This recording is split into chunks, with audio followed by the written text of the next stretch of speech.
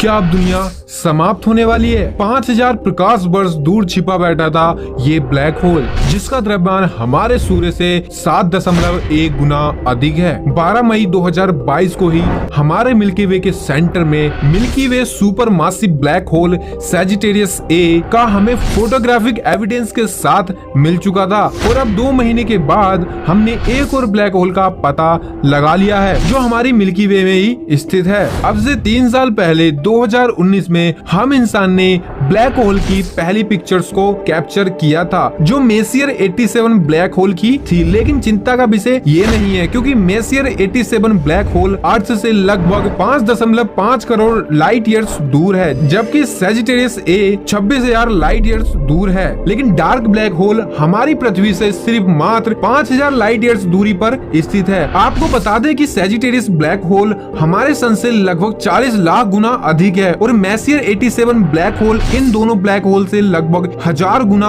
अधिक है। और आज की इस वीडियो में हम यही जानेंगे कि हमारे मिल्की वे में और कितने ऐसे ब्लैक होल्स हैं जिनसे हमें खतरा हो सकता है। हमारे वैज्ञानिक इस ब्रह्मांड के काले अंधेरे में छुपे हुए ब्लैक होल्स को जानने की कोशिश लगातार कर रहे हैं। इसके लिए वो लगातार मिशंस को स्पेस में भेज रहे हैं। अब तक हमसे सबसे दूर और पास का मेसियर 87 और सैजिटेरियस था, लेकिन अब पृथ्वी से 5000 लाइट ईयर्स की दूरी पर एक डार्क ब्लैक होल पाया गया है। हम बहुत समय से सभी गैलेक्सीज में ब्लैक होल को ढूंढ रहे हैं, लेकिन हमने कभी नहीं सोचा था कि हमारे इतने पास ही एक ब्लैक होल छुपा बैठा होगा। हमारी गैलेक्सी में लगभग 100 मिलियन ब्लैक होल हो सकते हैं। उन्हीं में से हमने एक और ब्लैक होल को ढूंढ निकाला है। इसके द्रव्यमान के अनुसार अभी तक सबसे छोटा ब्लैक होल इसको माना जा रहा है। इस ब्लैक होल को मैरीलैंड के Baltimore space telescope science institute के कैलाश साहू एस्ट्रोफिजिसिस्ट टीम ने इस ब्लैक होल को खोज निकाला है। साहू की टीम ने हबल टेलीस्कोप का यूज करके इस डार्क ब्लैक होल का पता निकाला है और साथ ही गुरुत्वाकर्षण लेंसिंग का भी यूज किया है। आपको बता दें कि गुरुत्वाकर्षण लेंसिंग एक ऐसा फिनोमेना है जिसमें हम इस ब्रह्मांड में उपस्थित पिंड या गैलेक्सी आदि का यूज करके दूसरे पिंड से आ रही लाइट को पहचानते हैं। इसको समझने के लिए आपको बेसिक से समझना होगा। जैसे हमें पता है कि कॉन्वेक्स लेंस लाइट को एक पॉइंट पर टारगेट करता है, जबकि कॉनकेव लेंस लाइट को फैला देता है,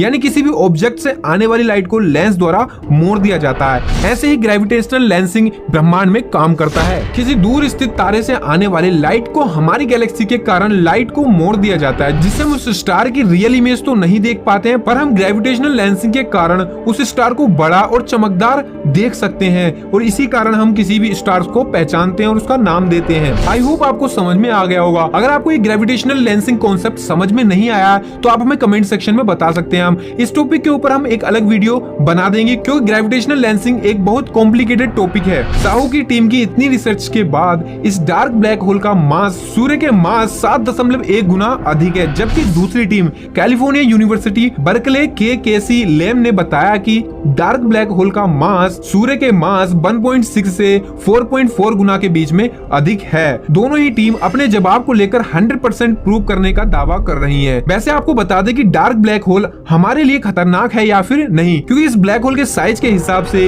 यह अपने आसपास के पार्टिकल को अपनी ओर आकर्षित नहीं कर रहा है। इसी तरीके से सैजिटेरियस ए भी सूर्य से 40 लाख गुना मासिव है, लेकिन ये भी अपने आसपास के ऑब्जेक्ट को आकर्षित नहीं कर रहा है। अगर ये ऐसा नहीं करता तो हमारी गैलेक्सी का कुछ हिस्सा इन ब्लैक होल्स के अंदर समा चुका होता। और ऐसे ही डार्क ब्लैक होल की रिसर्च को लेकर हमें देखने को मिल रहा है, जो कि यह दर्शाता है कि ये डार्क ब्लैक होल खास खतरनाक नहीं है। अब सवाल आता है कि हमने डार्क ब्लैक होल को कैसे देखा और हमने इसकी पिक्चर्स कैसे ली। तो आपको बता दें कि ग्रेविटेशनल लेंसिंग से इसको देखा गया था, यानी हबल टेलीस्कोप में ग्रेविटेशनल लेंसिंग का यूज किया गया था। बट इसकी पिक्चर्स कैसे लेते हैं ये तो उससे पॉसिबल नहीं था। हमें पता है ब्लैक होल्स और हमारी पृथ्वी और सूर्य के साइज की तुलना में बहुत अधिक अंतर है, लेकिन हम जब भी आसमान में इन ब्लैक होल्स को देखते हैं तो ये हमें बहुत छोटे दिखाई देते हैं, जिसका कारण है पृथ्वी से अधिक दूरी पर स्थित होना। आपको बता दें कि वैज्ञानिक ब्लैक होल की पिक्चर्स को विजुअल रे पर काम करने वाले टेलीस्कोप से कैप्चर नहीं करते हैं। उसके लिए हमें जरूरत पड़ती है रेडियो टेलीस्कोप्स की। इन टेलीस्कोप्स में लेंस का यूज नहीं किया जाता है, लेकिन जब ब्लैक होल की एक्यूरेशन डिस्क से रेडियो सिग्नल को इमिट करती है, जैसा हमें पता है कि ब्लैक होल्स हमसे काफी दूरी पर स्थित होते हैं, इसलिए ये रेडियो सिग्नल पृथ्वी तक आते आते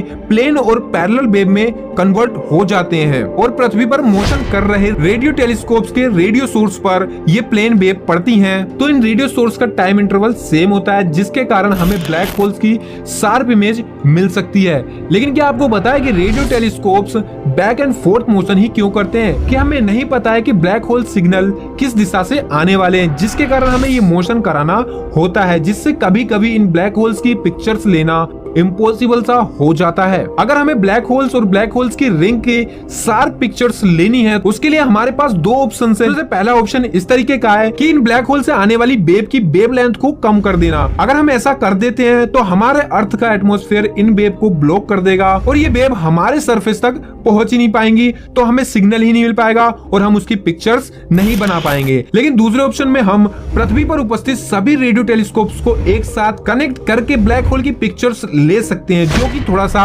अटपटा सा लगता है क्योंकि सभी को एक साथ कनेक्ट करना थोड़ा मुश्किल काम है। लेकिन आपको बता दें कि इंसान की सूझबूझ के सामने कुछ भी नहीं है। इसी टेक्नोलॉजी का यूज करके हमने सैजिटेरियस मेसियर 87 ब्लैक होल की पिक्चर्स क्लिक की है। इस प्रोसेस में होता यह है कि पृथ्वी पर लगे सभी रेडियो टेलीस्कोप को एक साथ एक पॉइंट पर टारगेट किया जाता है। आपको बता दें कि इवेंट होराइजन टेलीस्कोप एक सिंगल टेलीस्कोप नहीं है, बल्कि दुनिया भर में फैली सभी टेलीस्कोप्स का ग्लोबल नेटवर्क है। इसके बारे में आप विकिपीडिया पर विस्तार में पढ़ सकते हैं। लेकिन ये प्रोसेस इतना आसान भी नहीं होता कि बस सिग्नल को कैप्चर किया और लो जी हमने कैप्चर कर लिया ब्लैक होल को। ऐसा नहीं है। मेसियर 87, सैजिटेरियस ए हो या फिर डार्क ब्लैक होल, इनके लिए सभी रेडियो टेलीस्कोप को इनके तरफ टारगेट करना पड़ा था। जब इन ब्लैक होल से इमिट की जाने वाले सिग्नल हमारी रेडियो टेलीस्कोप्स के रेडियो सोर्स पर पड़े, तब इन टेलीस्कोप द्वारा इन सिग्नल को कैप्चर किया गया और साथ ही इनके कैप्चर करने के टाइम को भी काउंट किया गया, क्योंकि हमें पता है कि पृथ्वी पर स्थित सभी टेलीस्कोप तक वेव के पहुंचने का समय